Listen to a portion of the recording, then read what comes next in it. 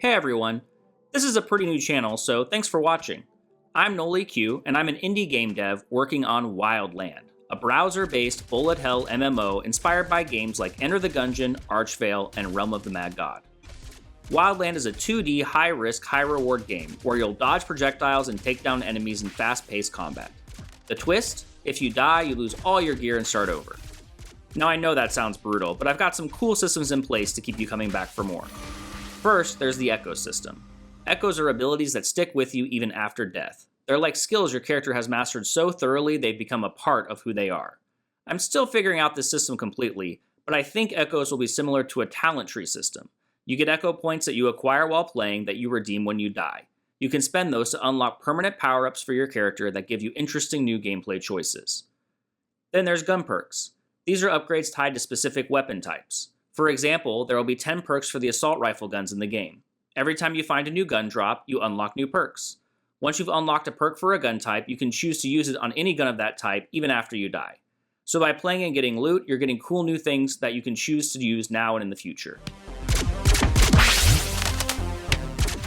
I've been working on Wildland for about 3 months now, and while there's a long way to go to call it a finished game, I think it's getting to the point where it's time to start talking about it publicly.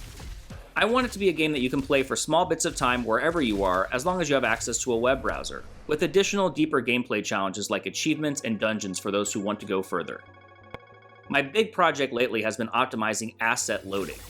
When I started, the game was downloading about 40 megabytes just to show the first screen. If you're putting out a game on Steam, that's okay, but for a web game, that's way too much, especially if I want to support players with slower connections.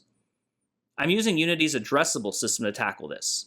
By default, Unity packages game assets into 2 big buckets, resources and shared scene data. A lot of times you can just throw things into your resources folder and add them to the scene directly and not care about how big those get. Especially for a 2D game, even if you pay no attention to this, you're unlikely to get bigger than a few hundred megabytes in size. Addressables lets the game load assets on demand. So I want to take as many big assets like sprite sheets and audio files as I can out of those big buckets and put them into their own tiny buckets that I load in later. It's always best to do something like this right at the beginning of a project, but of course I put it off while I was doing the early work on the game.